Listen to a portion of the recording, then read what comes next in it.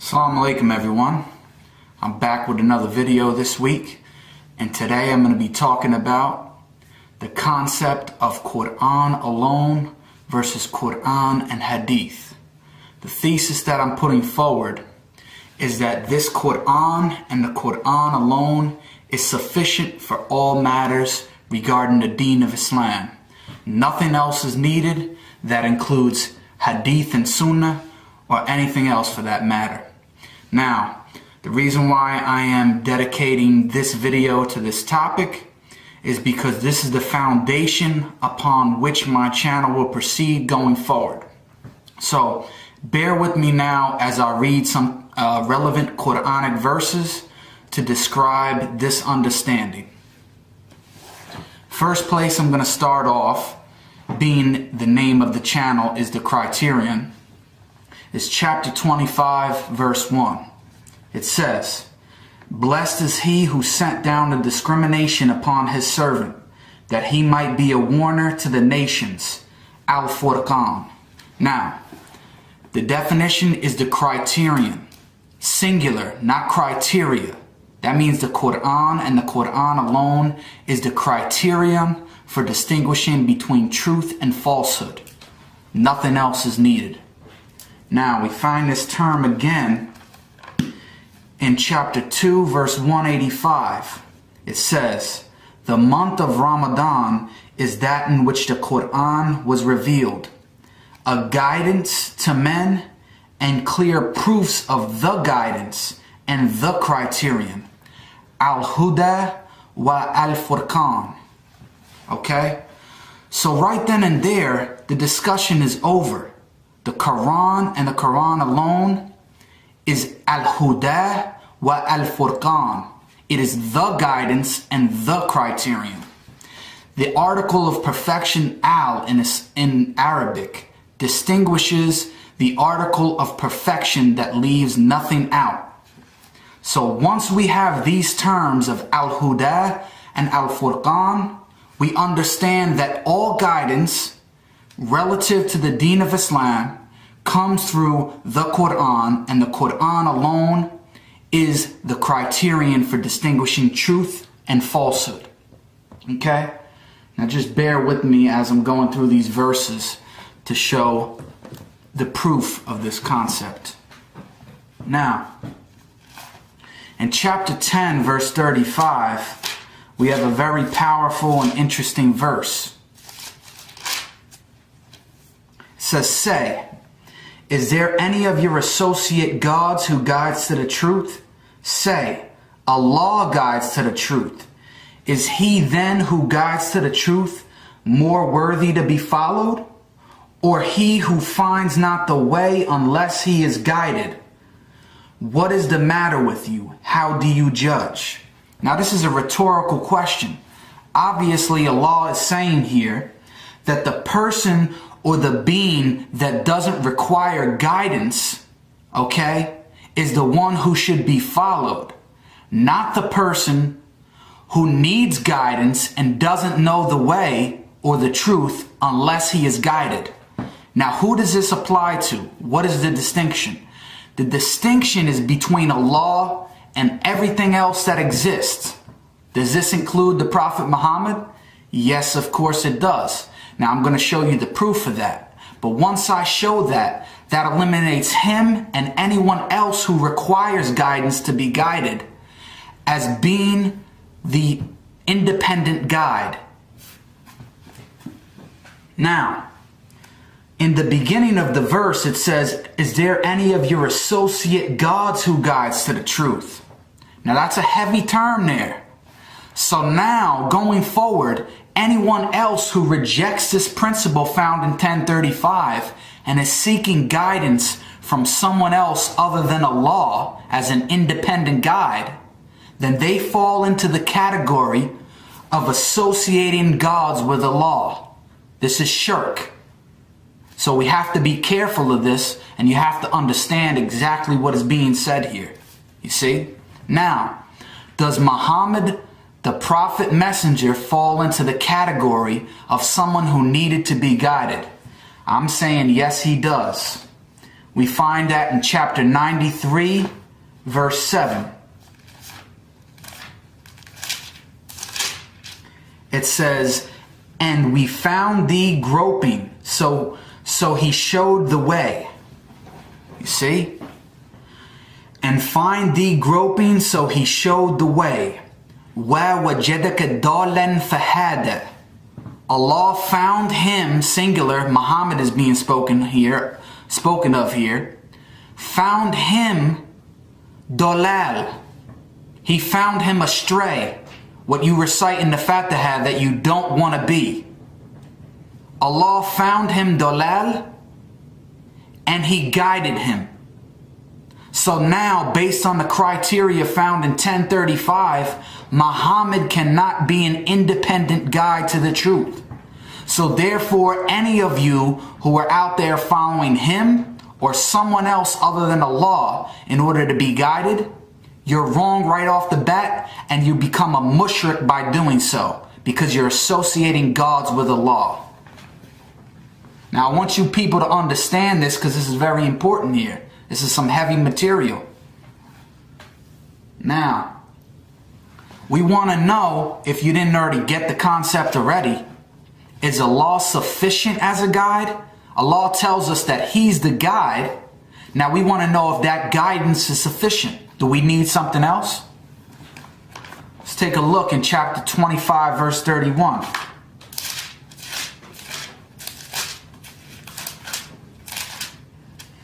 It says, and thus we have made for every prophet an enemy from among the guilty, and sufficient is thy Lord as a guide and a helper. Look at that. Allah is sufficient as a guide and a helper. Now all these Sunnis out here want to tell us that they need something else other than Allah as a guide and a helper. So right here in this verse, Allah is condemning anyone who says that Allah is not sufficient. That means we don't need Muhammad as a guide and a helper, or anybody else as an independent guide and helper. Allah alone is sufficient as the guide and the helper. So that all that concept of Hadith and Sunnah goes right out the window with that verse. Now, how does Allah guide? So we now know the criteria for who can be a guide to the truth, which is Allah alone. Okay? We know that the Prophet Muhammad didn't fit that criteria. And we know that Allah is sufficient as a guide. Now we know what is the method by which He guides people. How does He guide people? Now we find that in chapter 5, verse 15 and 16.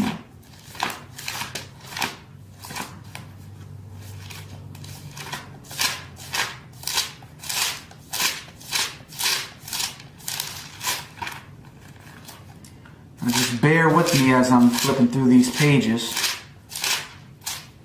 It says, "O people of the book, indeed our messenger has come to you, making clear to you much of that which you concealed of the book, and passing over much. Indeed there has come to you from Allah a light and a clear book, a singular light and a singular book." Now every time that term light is used in the Quran, it is used in the singular term, and every time darkness is used, it is used in the plural term. Now, Allah says in verse 16, "Whereby Allah guides such as follow His pleasure into the ways of peace, and brings them out of darknesses into light by His will, and guides them to the straight path." So look at that. Singular, Allah guides singular with this light and the clear book. What does He do? He guides them to the straight path, the Sirat al-Mustaqim. Okay? Now look, every day in your prayers, whether you're Quran alone, or you claim to be, or the Sunnis out there, the Shia, whatever you are, whatever your persuasion is, you're praying to Allah every day to be guided to the straight path. Right here in this verse, Allah says He guides you to the straight path, the Sirat al-Mustaqim, with the light and the clear book, the Quran and the Quran alone. So now I'm saying to myself, if Allah guides me and He's sufficient as the guide, and he guides me with this Quran alone to the straight path, why do I need anything else if I'm already on the straight path? Now, what else can we say? We often hear the claim from our Sunni brothers out there that the Quran provides the general understanding of Islam, but it doesn't provide the details. It's not detailed. Now, let's investigate this claim to see if it's true. Let's take a look in chapter 6, verse 114. What does it say? Shall I seek a judge other than Allah, when he it is who has sent down to you the book, fully detailed, mufassal, and those whom we have given the book know that it is revealed by thy Lord with truth. So be not thou of the disputers. Look at that. Allah says the Quran, this book, is fully detailed, mufassalan. So anytime you make the claim out there that the Quran is not fully detailed, this verse is testifying that you're a liar. You understand that? Now, if that wasn't enough proof for you, we have in chapter 12, verse 111, says what?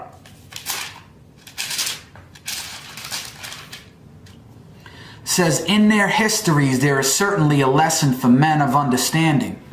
It is not a narrative which could be forged, but a verification of what is before it, and a detailed explanation of all things, and a guide and a mercy to a people who believe. You see?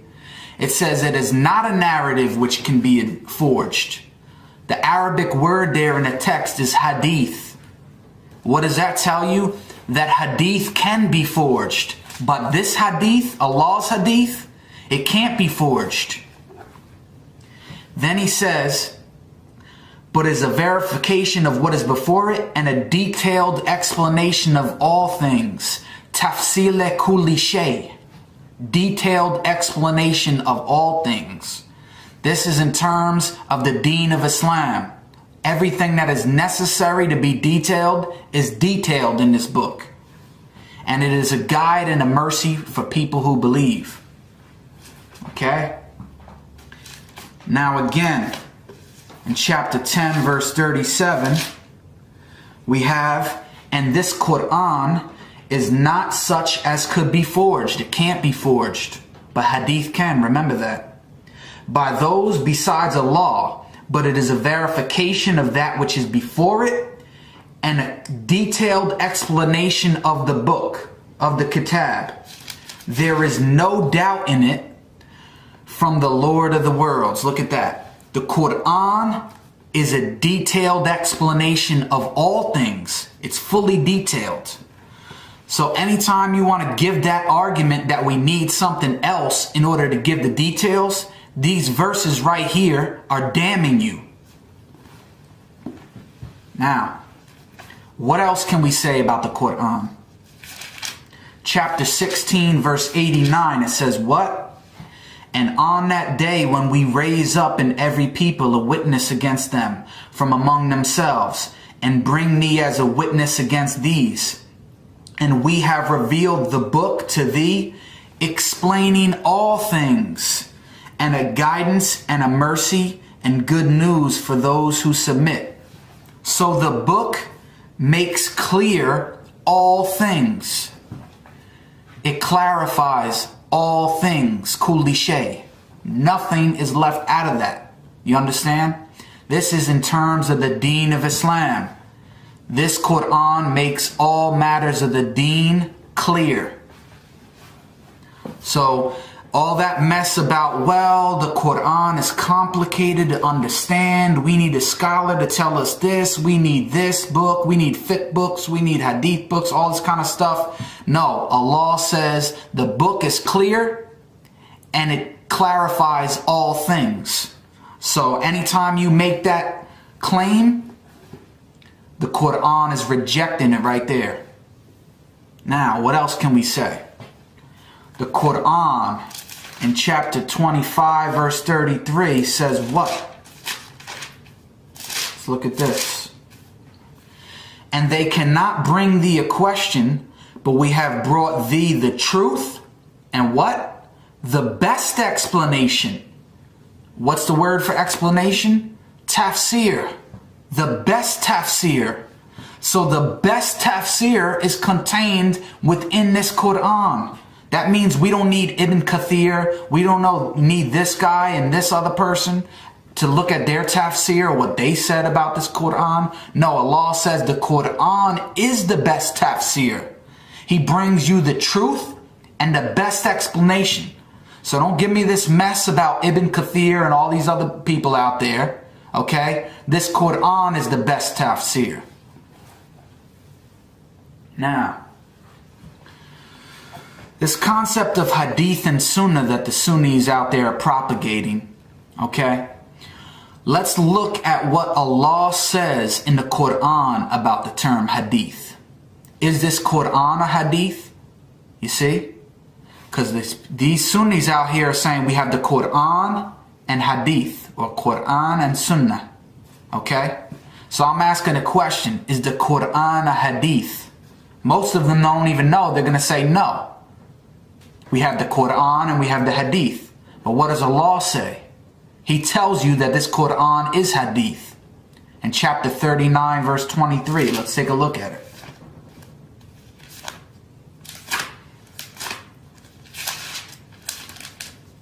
It says what?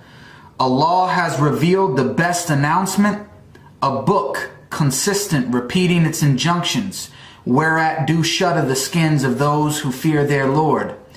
Then their skins and their hearts soften to Allah's remembrance. That is Allah's guidance.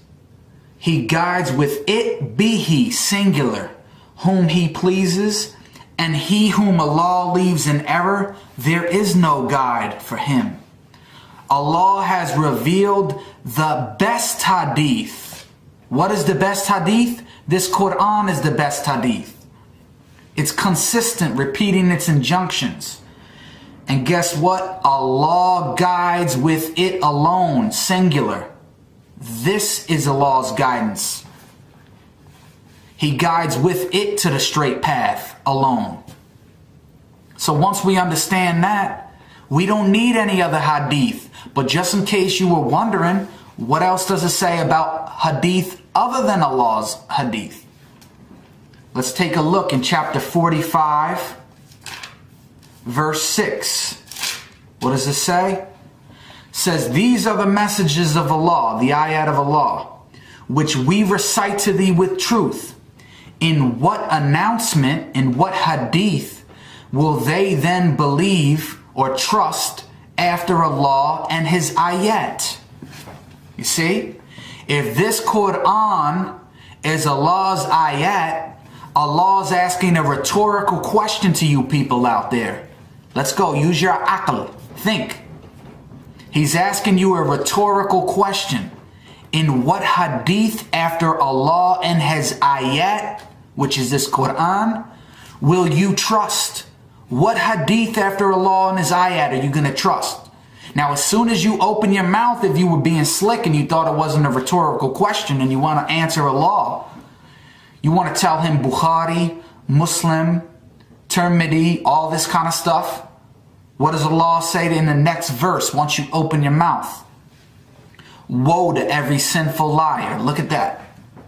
And the word there is idhm. When you open your mouth to say Bukhari, you're committing an idhm. That's shirk.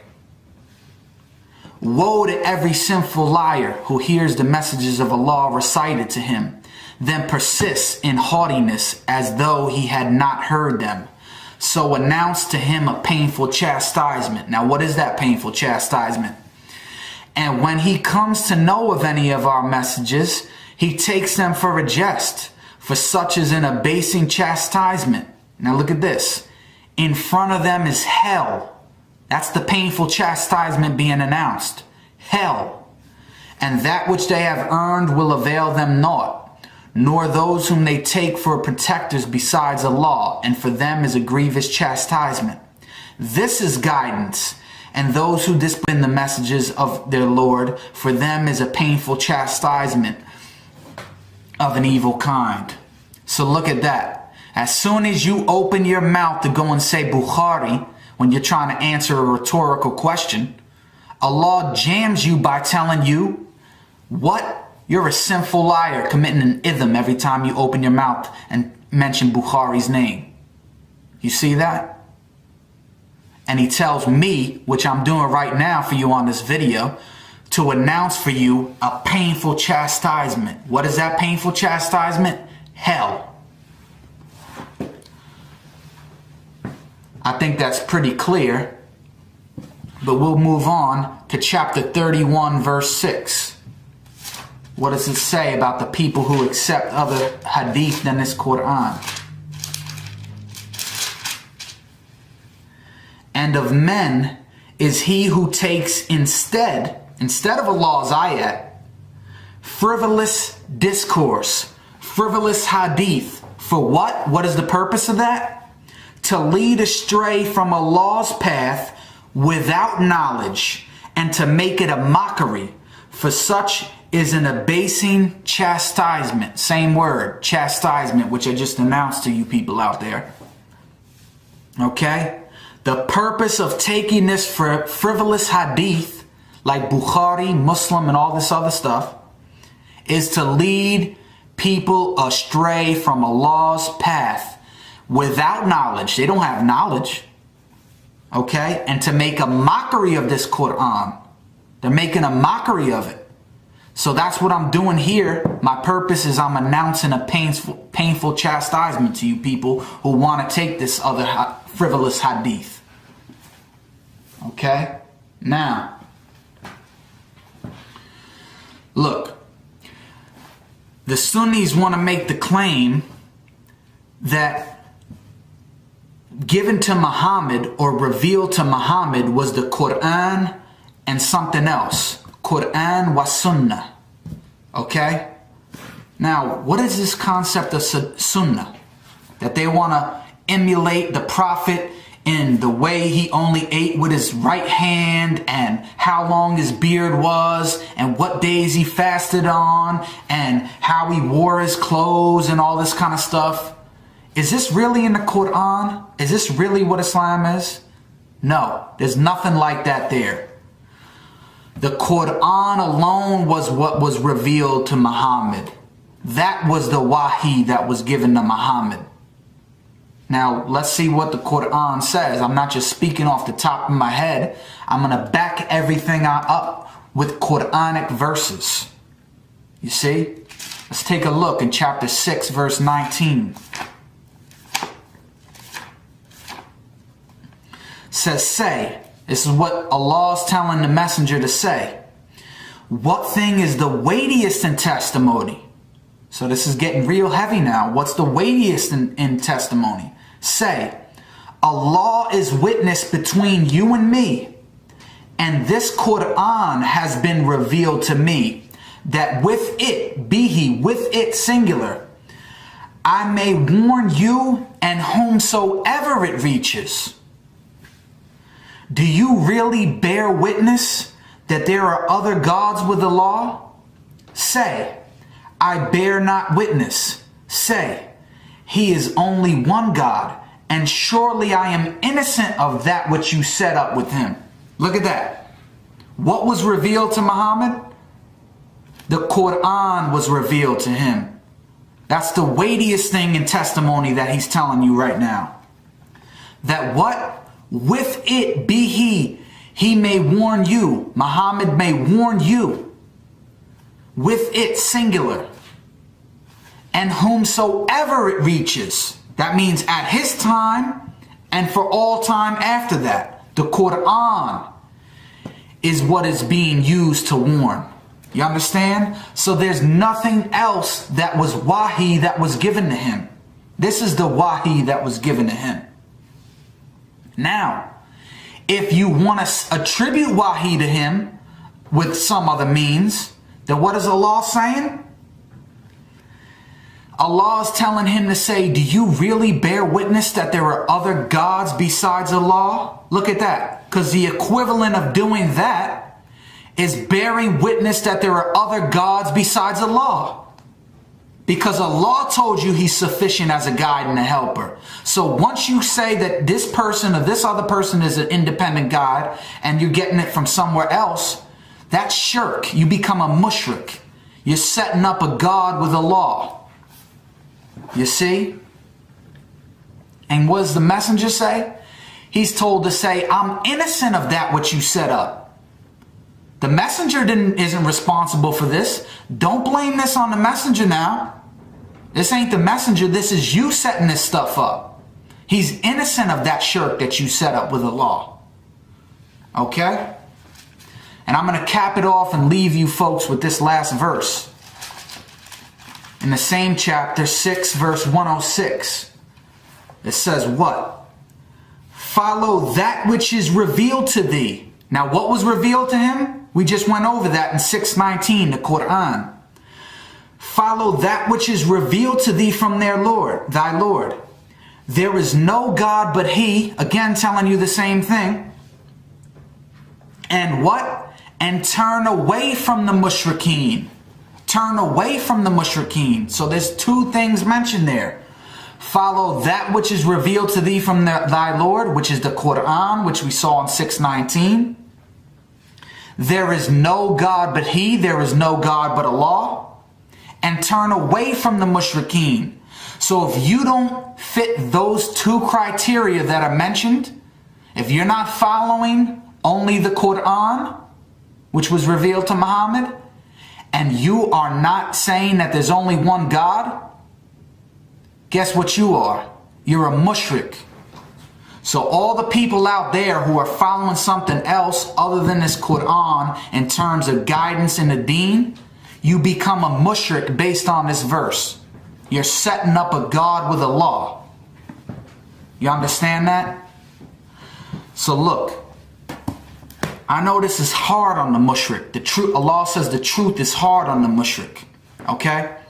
But the purpose of this video was to lay out the Quranic case and my case for this channel going forward, by which I will be operating on.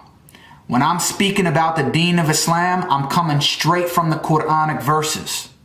I'm letting the Quran speak for me and for the other people out there. You see? So now, you might not be happy with this video that I'm saying such harsh things, but this is Allah speaking. So let's be real about the subject. Okay? I'm warning all of you out there that this of a painful chastisement if you are not in accordance with what is being said here. You see? Now, you can go and watch the video, take notes, check all the references, look at the Arabic, do what you got to do. Okay? And come back to me and let me know what your thoughts are on this.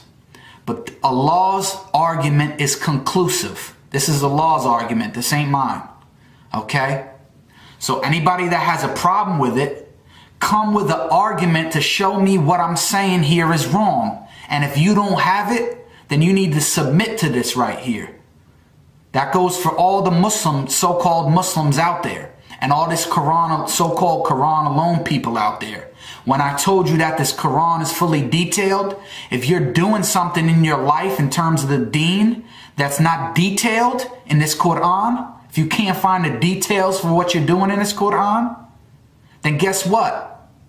You're following something else other than what Allah has told you. Now, in coming videos, I'm going to go into more depth about what that could include. Okay? But that's not the scope of this video.